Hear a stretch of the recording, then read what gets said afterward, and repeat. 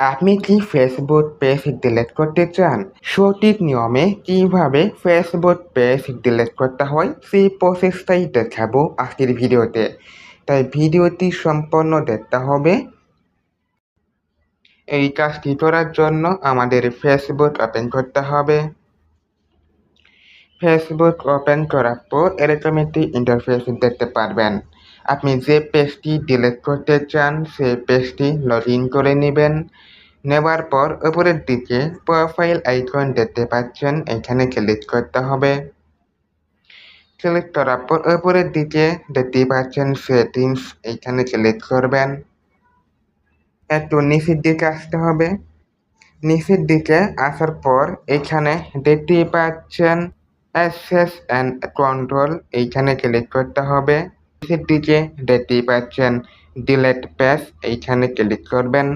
Click করার পর নিচের দিকে কন্টিনিউ, এখানে ক্লিক করতে হবে। এরপর আপনি কি উদ্দেশ্যে পেজটি ডিলিট করতে চান এখান থেকে একটি কারণ সিলেক্ট করে দিতে পারেন।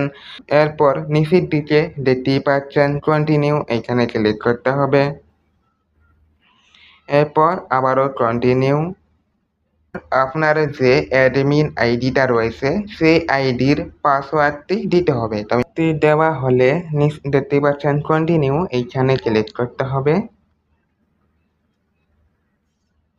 এরপর নিচের দিকে ডিলিট পেজ, এইখানে ক্লিক করবেন।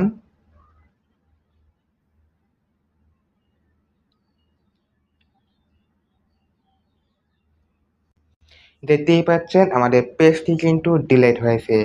এইভাবে খুব সহজেই যে কোনো অপ্রয়োজনীয় পেজ ডিলিট করে নিতে পারবেন। তো ভিডিওটি ভালো না গেলে একটি লাইক করবেন। এরকম ভিডিও পাওয়ার জন্য আমাদের চ্যানেলটি সাবস্ক্রাইব করবেন।